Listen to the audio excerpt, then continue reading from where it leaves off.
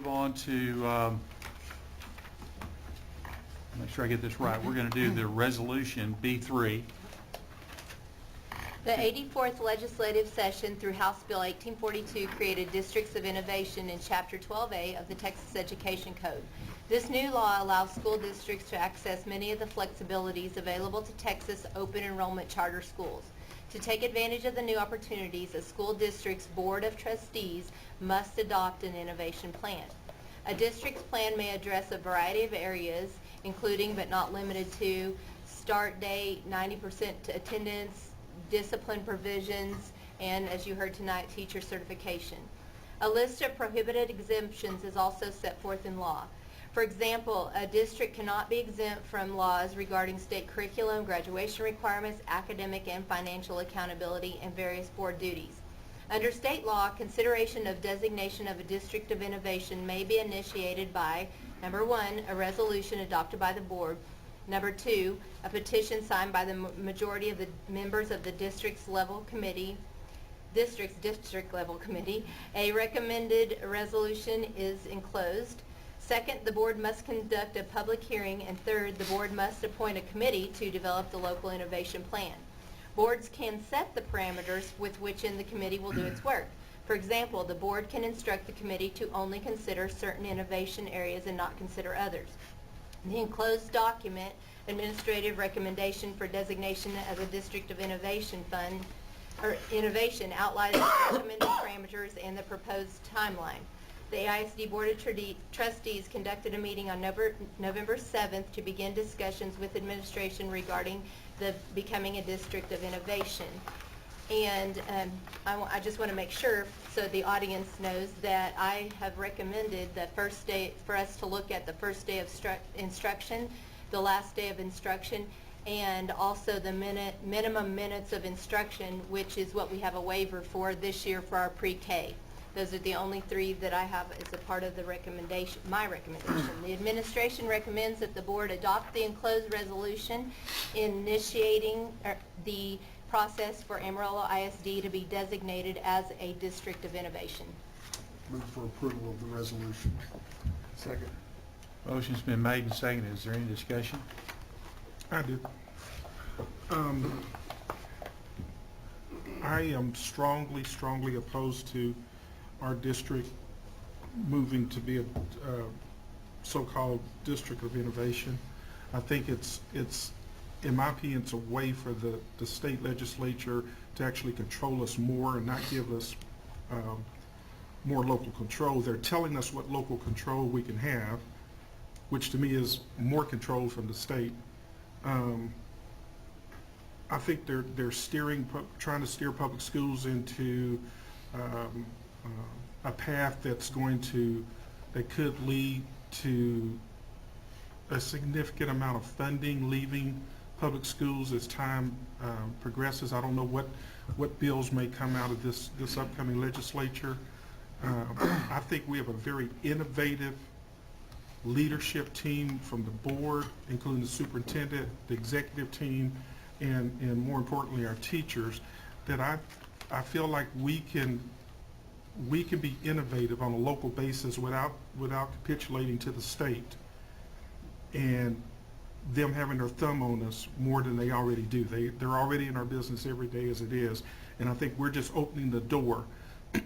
Although this particular board may not look at additional provisions that are available to it as far as teacher certification, those types of things, by opening the door, we're making a statement that yes, we agree to this. In my opinion, that a future board or superintendent or both could say, okay, the door's open, let's just keep going. I think it brings in possibly a bad ideology for our district. I think it disproportionately will hurt our low socioeconomic and minority children, because if we start doing things that we're not doing right now by lessening certification standards, those types of things are on the table. I think it's going to hurt them more than we realize. I strongly urge us as a board to make a statement to our community and to the state that we don't need your innovation district. We can be innovative with our own staff and with our own community. Amarillo can do it without going that route. John Meehan? With all due respect to my friend James Allen, I strongly disagree with everything he just said. I think that the question that we have here is, do we want Austin to control how this district is run, or do we want local control? I have lived in different parts of the state. I've been on the board 9 years, and I believe and continue to believe that the needs of the children in Amarillo are different in many respects than perhaps the needs of the children in Nacogdoches or in El Paso or in San Antonio or Austin. I believe local control is good. The citizens of the community control this board. You elect us. If you don't like what we do, then you have recourse to remove us. What this does is gives us more control. It allows us to do things instead of relying on Austin to tell us how we should proceed. I do agree with the lady that made public comments earlier that we should proceed cautiously. I think that you don't want to get into a situation where you stop the standards of certification, and certainly that's not the intent here. The intent really here is this. Right now, the state tells us when we can start school, and it's the third Monday, fourth Monday of August, and that rotates. And so, starting next year, what that means is that when you take that start date and you add to it the number of days we have in contract days we have for our teachers, the number of minutes of instruction we have, if we maintain the current schedule we have for vacations, for spending Thanksgiving and Christmas with our families, or holidays with our families, spring break with our families, it means that we push our school year into June. And that in and of itself has a lot of impact. It means kids that want to start summer school are impacted. Those that want to go to Amarillo College are impacted. We want to finish our school year at a time where we still have options. Right now, the state's taking that option away from us unless we want to take away days from our kids and our teachers that they have grown to expect and that we've all grown up with. This simply is a way for us to have more flexibility. As a board, it puts the power here in Amarillo to do the things that we think are necessary, and I strongly support it. I've always supported local control, and I will continue to support local control of our schools. Thank you, John Meehan. Any other discussion? Scott? When we started discussing this, there were a couple of things that struck me that are important for us to look at, and that is, how does this affect us in terms of delivering education to our students, but also how does it affect us in terms of how we spend the taxpayers' monies? I've asked the superintendent to make a calculation as to whether there is a financial impact on our district by extending back into August or further into June. And the assurance has been that this is a zero impact financially on our district by extending those days back further into August, which I think is crucial because it is not our money. It is the public's money that we are spending day in and day out. Secondly, I think it is important to note that this process is not something that is done lightly. Sandy has a very well-rounded committee of people consisting of teachers and parents and administrators, and our own Renee McCowan on the board is sitting on that committee to determine how this plays out. It's not simply a sort of power grab by the administration to say, hey, we're going to move these dates because we want to. There's a whole group of people that are involved in making this determination and bringing that determination back to this board and saying, this is what we believe would be the best thing for our students, our staff, our teachers, our custodians, our district as a whole. It's not something that is done lightly, but it is done with lots of thought and lots of input. which I think safeguards against this idea that somehow we're capitulating to the state in them giving us or taking away control. I think this actually gives our parents and our students and our staff and those of us who are in this district more control to determine how that system runs. And so I think it's important to note those things. Thank you, Scott. Eric? I'd also like to echo some of your points, Mr. Flo. I do see that this, if we do not act in this manner, that it will relinquish some of our control to the crucial DEAC committee. That committee has proven to be a successful instrument in providing the school board 2 to 3 viable options every year for calendars, which is one of the largest contestant points we get every year. So the way I see it, if we don't move forward with this, we're actually relinquishing control and limiting the power of the DEAC committee. Any other discussion? Renee? I just want to, I'm on. The one thing that I've heard from being on the DEAC committee for several years is that the teachers really, every year when we discuss the calendar, is they would like to have more teaching days before the testing. And the state is not taking away the testing. And that's one of the things that we hear year after year is that they would like to have more instructional days before the test. And I think that that's really important to consider when we're going to have this choice. If we move forward with this, we'll have more choices, and I think that's important. Well, I'd like to say that I see it as a mechanism whereby we can make decisions on behalf of the school district. Every year we ask for waivers, kind of run the gamut, but one of the things that we are the most sensitive about is asking a waiver that would reduce the number of instructional days, and we don't want to reduce instructional days. We want to use the instructional days to the max, because that's what we're here for, is for instruction. So I see it as a mechanism whereby we can continue to develop and have the maximum amount of instructional days as has been presented by Dana, and the purpose for this, kind of the beginning purpose of this District of Innovation. So I would be very sensitive about the state and the possibility of them kind of invading our area of control. They've certainly invaded it in a number of other ways. And I see this as an opportunity and mechanism to have more control for the district. Any other discussion? I'd just like to mention that there are other surrounding districts that are also going with the District of Innovation plan as well. Thank you, John. Okay, motion's been made and seconded. Discussion's been held. All those in favor indicate by saying aye. Aye. Those opposed? Opposed? James Allen opposes. Let's move.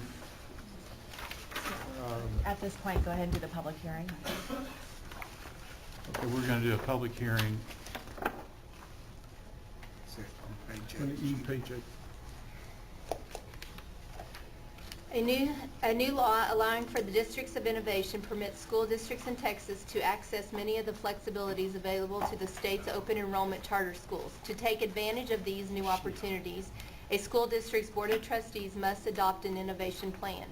After the board has adopted a resolution to initiate the process to become a District of Innovation, and that's action item B3, it is in order for the board to conduct a public hearing to solicit comments or feedback from the public regarding the proposed designation and process.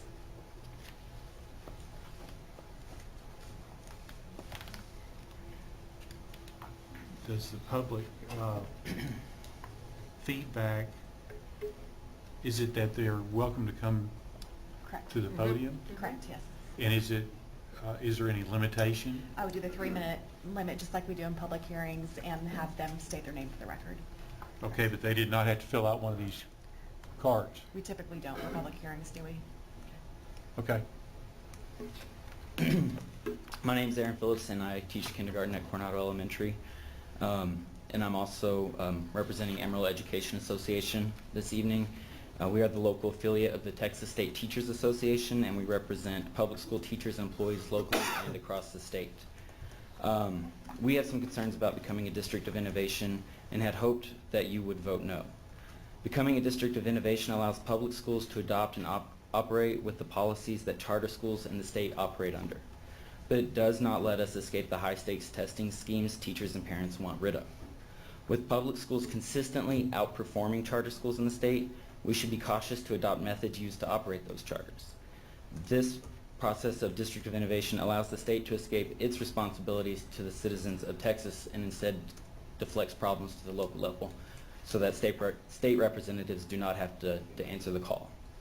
We do understand the desire to create balance between the fall and spring semesters. However, this process should not be rushed, and great consideration should even be taken with the calendar, such as the impact to working families who pay for child care around the school schedule. When the state moved attendance from days to minutes, that was supposed to give us the flexibility we need with the calendar. Also, because a future board of trustees cannot be bound to the same good faith and intention you have, and because the District of Innovation Plan is relatively easy to modify, enacting this now can potentially put hard-earned teacher and student rights at risk later. If we do decide to follow through with becoming District of Innovation, we feel that one way to safeguard the interest of teachers and students as stakeholders in education is to include representatives of the local affiliates of each of the 4 major labor associations in the state, TSTA, AFT, ATPE, and TCTA, on the committee, whether the board chooses to use the District Educational Advisory Council or form its own committee. These individuals should be nominated by their own association. By allowing the associations to nominate their own representative to serve on the committee, you guarantee that the District of Innovation process is done with transparency and fairness. The associations also provide training to their representatives in what a good District of Innovation plan can look like, training that members of the District Advisory Council may not have had. We urge you to prevent Amarillo ISD from becoming a District of Innovation, but if we do continue, please bring us into the conversation of what innovation should look like. We all want what's best for students, and that means giving all the stakeholders a seat at the table. Thank you. Thank you, Mr. Phillips.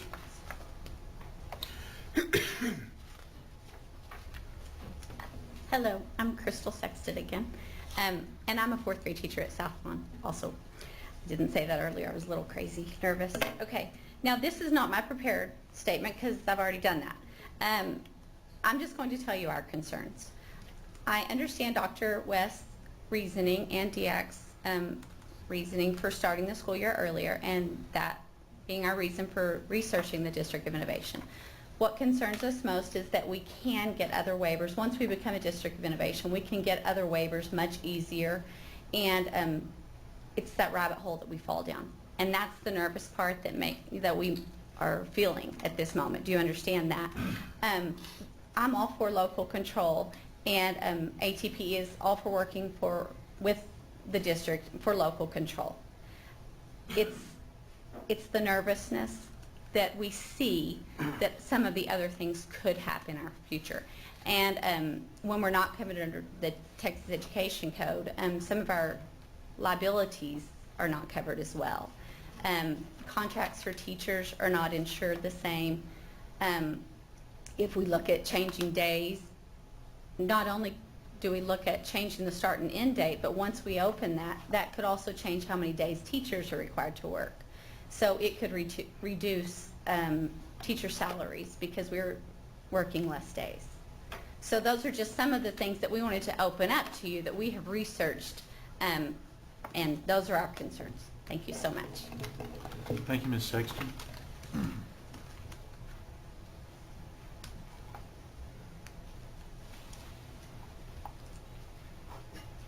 Good evening. My name is Patrick Miller. I'm an 8th grade U.S. history teacher at Travis Middle School. The vote you all just took is very disconcerting to me simply because I work at a school which is in the lower socioeconomic area of town, and when the threat, which is very imminent, of removing the class size barriers which limit the number of students within our respective classrooms, when you remove that barrier, You make it extremely difficult for educators such as I to meet the diverse needs of our classrooms. When students come to me on below grade level reading levels, or they have very limited English proficiency, it's very complicated to try to meet all of their diverse needs in a class that may not have the limited class size. Another issue that I've researched and which has been brought up today is you talk about the instructional time, the days for instruction.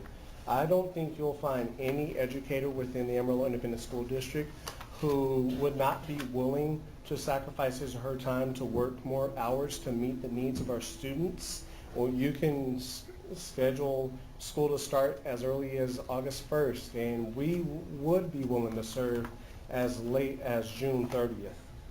We're here to teach. We're here because we love our students and we want to instill in them the values which will enable them to thrive in society. We want them to be the leaders that we hope they will eventually become. The issues we have as educators with the District of Innovation is that we just believe it's a semantics issue. It sounds nice.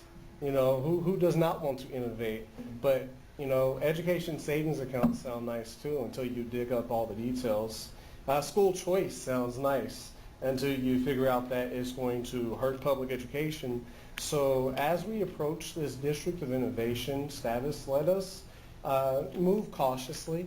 I understand there's been a lot of research done both ways, and I have personal relationships with many of you on the board. I respect you and what you do. But understand that educators are very concerned about the District of Innovation, and if you really want to have a thoughtful, insightful, intelligent group on your District of Innovation Planning Committee, please ensure that educators from around the entire school district, including our diverse campuses, are included on that committee. Thank you. Thank you, Mr. Miller. Can we make comments also during the public hearing? Or no? Yeah, I mean, well, are you going to talk about the committee or? Oh, I was going to talk about the committee. Okay, I will wait for the next agenda item then. That's next. Okay. Any other public comments? Okay. I'm sorry, your name? Mike Purcell. I am a 30-year teacher and football coach in the Texas Panhandle, and this is widely looked upon, this innovation, in educator circles, in some circles in Texas, as another step in about a 20-year campaign to do away with and lower the effectiveness of public education in the state of Texas. When you take away regulations, people of goodwill and people who are sincerely interested in children's educations, people such as you, will treat this well. But taking away the regulations will free people who are not as interested in the children, will enable them to maybe cut their educational budgets and increase or decrease the ability to educate children. So when you ask for freedom from regulations, you must realize not all people are people of goodwill, and some people will use that freedom to weaken public education in our state. Thank you, Mr. Purcell. Any other comments? We'll move on to regular action item B4. After the board has adopted a resolution to initiate the process to become a District of Innovation, and after a public hearing has been conducted, It is in order for the board to appoint a committee to develop the innovation plan. Education Code Chapter 12A allows the board to appoint the district-level site-based committee decision-making, Amarillo ISD's Districtwide Educational Advisory Council, or DEAC, to serve as the committee to develop the district's innovation plan or appoint a separate committee. State law also allows the board to set parameters within which the committee will work. The administration is recommending that the board outline the following parameters or innovation areas for the committee to consider. These would be areas in which the district would be exempt from state law according to the innovation plan as it is adopted by the board. Texas Education Code 25.811, first day of instruction, directs that the district may not begin before the fourth Monday in August. Texas Education Code 25.812, last day of school, directs that the last day of school may not be considered before or scheduled before May 15th. Texas Education Code 25.081, minimum minutes of instruction, directs that students must attend 75,600 minutes of instruction. It does not provide an exception for our pre-K students, which we had to get a waiver for this year. Administration recommends that the board appoint the Districtwide Educational Advisory Council, or DEAC, as the committee to develop the innovation plan for Amarillo ISD's designation as the District of Innovation. The administration further recommends that the board consider establishing 3 areas that I just mentioned, listed above, as the parameters with which the committee will do its work. Move for approval. Second. Motion's been made and seconded. Any discussion? I do. And forgive me for not remembering, on our DEAC committee, is that made up of representatives from every cluster, every every level? What about the parents? Teachers and business members of parents, community, and business members of representatives of all 4 areas of the cluster. The parents are, yeah, so you have at least 4 parents? Okay. 4 business people and 4 community members. Okay. of the clusters. I would, and I don't know if we have all 4 teachers groups in Amarillo organizations, but I would suggest that we include with this District of Innovation, not the other responsibilities the DEAC does, but with this District of Innovation, that you have a representative of their choice as part of this District of Innovation Committee to be part of this in order to get a as well-rounded a look at this as possible. That's separate. His wife's on the DEAC. He has to recuse himself.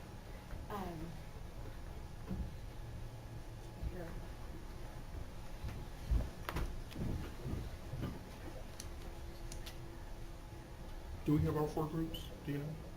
4 groups on the, I No, don't. not but in Amarillo, all 4 teachers groups. Oh, yeah, we do have the teachers groups, but I do not know if there are current members of the teacher groups that were elected to our DEAC. I don't know that. I don't know what their affiliations are. But we have all 4 groups in Amarillo. I do not know that, James, because the teachers will either nominate themselves or nominate somebody else who accepts that nomination, and they run for, they are elected by their peers within the district for the DEAC committee. So if somebody from the committee wanted to nominate himself or herself for that, then they also were representative of that, of a teacher organization, they could do that and be voted upon by the election committee. So when I go back and look at it, I don't know who's members. I'm not told to see who on that committee is a member of the teacher organization group. That really wasn't my question. I just want to make sure we had all 4 teachers groups in Amarillo. I don't know if we have all Okay, those groups. let me say something. I don't think that has, I think we need to vote on the item that's at hand. and that if we want to move forward with changing the structure of DEAC, then it needs to come back as a line item at our next meeting. Well, I don't want to change the structure of the act. I want to change the structure of the recommendation for the innovation district. Those are two different things. Well, I don't think that's part of the motion here. No, this is a time for questions or discussion, so I was using that as my discussion period to say that's what I would recommend our board consider. Okay, well, that's not what we're considering here. What we're considering here is the appointment of the District Innovation Committee. Right, which this board has a right to appoint people per the statute. And that was my point, that maybe this board might want to consider increasing the size of the DEAC by having representatives from the four Just as a teachers' matter of boards. order, I think what we need to do is we need to vote on the motion, and then if we want to come back with an additional item, then we need to come back with that additional item. But just a recommendation, I was just giving my opinion, Jim, that's all it was. There's currently a motion in I front of wasn't you. trying to, I'm just giving my opinion during well, the discussion period. I'm just trying to, if it's an opinion, I'm trying to make sure that it flows through a process where it That's comes my to opinion. fruition. It was my opinion. There is a motion in front of you. If there is a motion to amend that, we would need to vote on the amendment to that motion. Otherwise, you can move forward with the motion that's currently in front of the board, which is to appoint the DEAC to be the Innovation Plan Committee. Okay, Mr. Austin, I'm going to recuse myself okay, from this vote. okay. Is there any other discussion? Okay. Motion's been made and seconded. All those in favor indicate by saying aye. Aye. Those opposed? Opposed? James Allen. Then at this point, I could propose an amendment, Mr. President? Let me ask Sandy this. That what you're saying is you want a representative From the four teachers. from the four teachers I don't think associations, you but can, what 'cause it's Sandy's not on the saying is agenda. there's teachers there, there's teachers I'm on sorry, the. wait, I'm sorry, you were speaking, but Jim was speaking also. I apologize. Finish. No, I'm that's sorry. okay. I just wanted to, what Sandy was gonna look into for you is to see if one of the teachers, if the teachers involved in that are already on the committee are members of one of the teachers groups that you're asking about, because there could already be representation on the committee, we just don't know that, we don't know. Sure, So, do you see what I'm saying? Right, But if not, then we can look into, what you're saying is that you would like to look into having each member- group represented. right, from, that they elect themselves. But again, that's just, I can, have my voice on it, and if it doesn't pass, that's fine, I understand that. That's not a problem. Well, and the option is to amend the motion, which did not occur. That's why I was trying to bring it up during the question. So there has been a motion, a first, a second, and it has passed now by 5-1 vote with one abstention. Okay. So the opportunity to amend the motion is gone. Correct. Okay. Okay, let's move on to regular action item B5.